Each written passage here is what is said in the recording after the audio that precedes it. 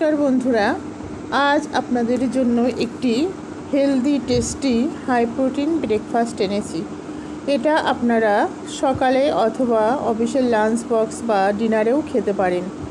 একদম ইজি, ঘরে থাকা সামান্য উপকরণে যে এত সুন্দর একটি রেসিপি, হালকা ফুলকো রেসিপি, একদম অয়েললেস বললেই চলে। এক ফোঁটা অয়েল দিয়ে তৈরি, উইদাউট মশলা। এটা এত স্বাস্থ্যকর আর এতটা পেট ভর্তি থাকে, আপনারা না খেলে ঠিক বুঝতে পারবেন না। তা শুরু থেকে শেষ অবধি রেসিপিটা দেখার অনুরোধ রইল। আপনারা দেখুন, দেখে যদি ভালো লাগে তাহলে কমেন্টস করুন। আর নতুন বন্ধুদের উদ্দেশ্যে বলছি, যদি রেসিপি ভালো লাগে তাহলে চ্যানেলটি সাবস্ক্রাইব করে অল নোটিফিকেশান অন করে রাখুন, যাতে নতুন নতুন রেসিপি আপলোড হলে সবার আগে আপনার কাছে নোটিফিকেশান যায়। তা চলুন দেখা যাক এই রেসিপিটা কি দিয়ে তৈরি করেছি। এখানে বাদাম, ছোলার ডাল আর আছে ভাতের চাল, মানে যে চালটা আমরা নর্মাল প্রতিদিন খাই সেই চালটা। দেখুন, চালটা আছে। আর এখানে কাঁচা বাদাম, ছোলার ডাল, তার তিনটে উপকরণ আমরা একসঙ্গে ভিজিয়ে এটা রেখে দেবো রাতভর কিন্তু ভিজিয়ে রাখতে হবে, কারণ ছোলার ডাল যেমন শক্ত আর চালও তেমন শক্ত। দেখুন ফুলে উঠেছে।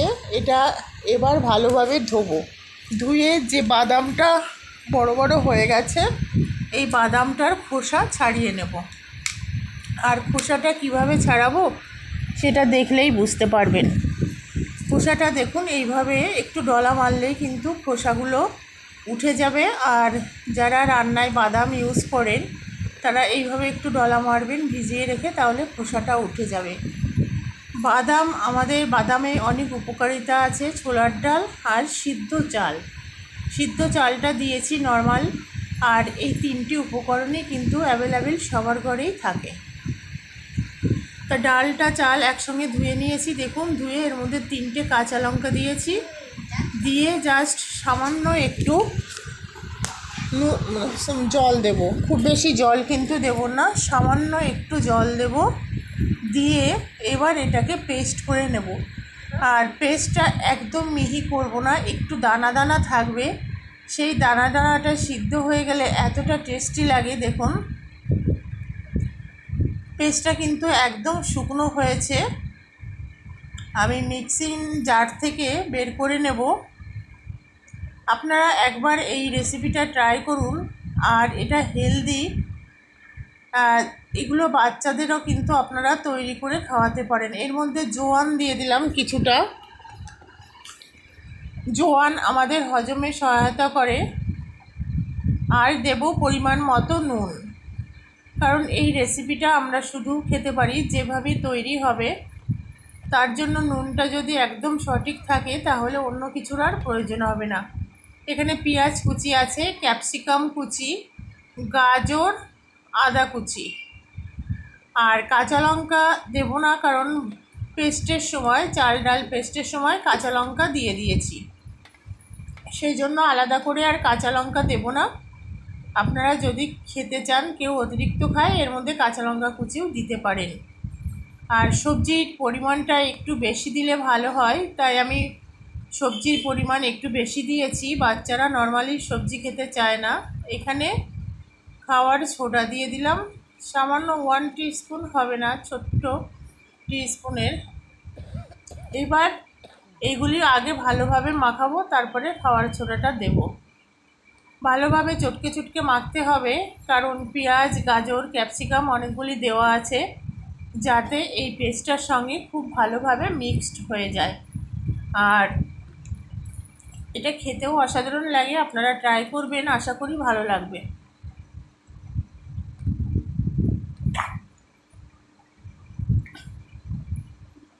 এখানে দিয়ে দিলাম খাওয়ার সোডাটা, কোনো রকম জল কিন্তু ইউজ করব না।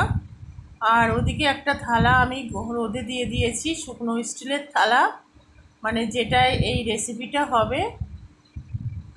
একটা শুকনো থালা দিয়ে দিয়েছি।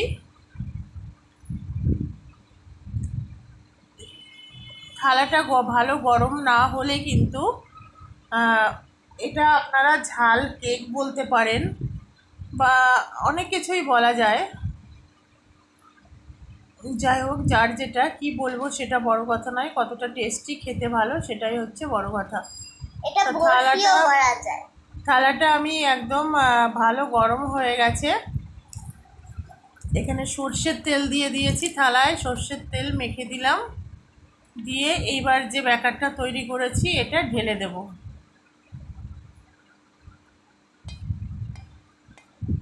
এটা ঢেলে দিলাম, দিয়ে এইবার হাতাটা দিয়ে এইভাবে চারিদিকে ছড়িয়ে দেবো। দেখবেন কতটা ফুলে যাবে। আর যে চালের যে দানা দানা থাকে না, অসাধারণ লাগে খেতে। মানে ওটা যখন সিদ্ধ হয়ে যাবে আর এত ভেজিটেবলস দেওয়া, দারুণ লাগে খেতে। এইভাবে হাতা দিয়ে আমি একদম সমান করে দেবো, চারিদিকে ছড়িয়ে দেবো।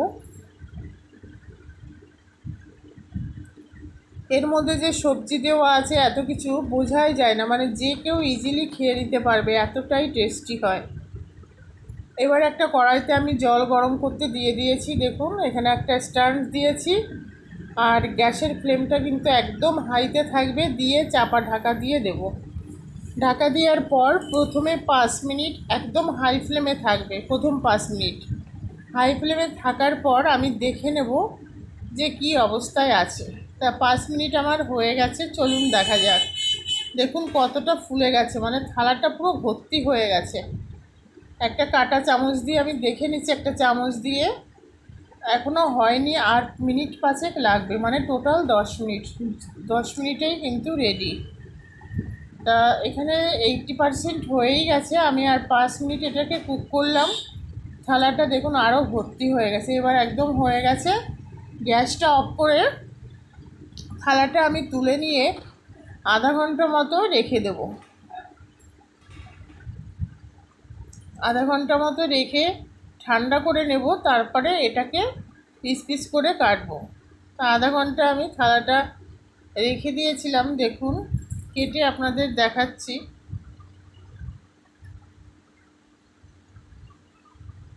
এর কালারটা আরও সুন্দর হয়েছে, ক্যামেরাতে আমার ঠিক আসছে না। মানে কালারটা জাস্ট অসাধারণ, আর এত সুন্দর একটা ফ্লেভার বেরোয়।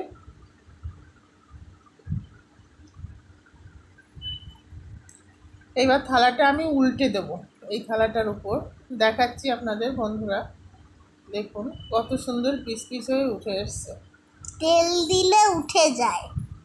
ওই সামান্য 1 ফোঁটা তেল, কোনো মশলা নয়। মানে এর থেকে ভালো খাবার আর কি হতে পারে, হেলদি ফুড। আর এটা আপনারা চাটনি বা শুধু শুধু খেতে পারেন। আমার কাছে আলুর দম আছে এই মুহূর্তে, আমি সেটা দিয়েই সার্ভ করব। মানে আমি শুধুই খেয়ে নিচ্ছি, আর ফ্যামিলিতে তো আরও পরিবারের লোক আছে, তাদের জন্য। দেখুন কতটা সুন্দর হয়েছে। আমি আর আলুর দম বেশি খাই। মানে শুধু খেতে ভালো লাগছে বেশি। তা আমি আলুর দম দিয়ে একটু আপনাদের দেখাচ্ছি। আলুর দম দিয়েও খেতে ভালো লাগে। আমার মেয়েকে খাইয়ে দেখাচ্ছি, আমার কাঠবিড়ালি। কাঠবিড়ালি। তা আজকের এই রেসিপিটা কেমন লাগলো অবশ্যই কমেন্টস করবেন। ও মা গো, আমি একটু খাবো, আমায় একটু দাও। আর নতুন বন্ধুদের উদ্দেশ্যে বলছি, যদি রেসিপি ভালো লাগে তাহলে চ্যানেলটি সাবস্ক্রাইব করে অল নোটিফিকেশান অন করে রাখবেন, যাতে নতুন নতুন রেসিপি আপলোড হলে সবার আগে আপনার কাছে নোটিফিকেশান যায়। তো বন্ধুরা, আবার আপনাদের সঙ্গে দেখা হবে নতুন কোনো রেসিপি নিয়ে। সবাই খুব ভালো থাকবেন, সুস্থ থাকবেন, সুরক্ষিত থাকবেন। Tata, bye bye.